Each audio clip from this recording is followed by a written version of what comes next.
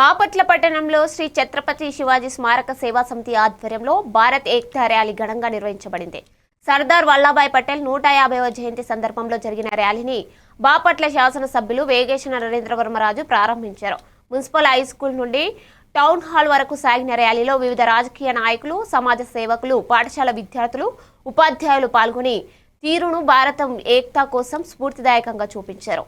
ర్యాలీలో పాల్గొన్న వారు జెండాలు చేతబూంచి భారత్ మాతాకు జై నినాదాలతో హోరెత్తారు. సభలో బీజేపీ జిల్లా అధ్యక్షులు బంగారు బాబు, మాజీ సైనికులు, ఇతర రాజకీయ నాయకులు ప్రసంగించారు.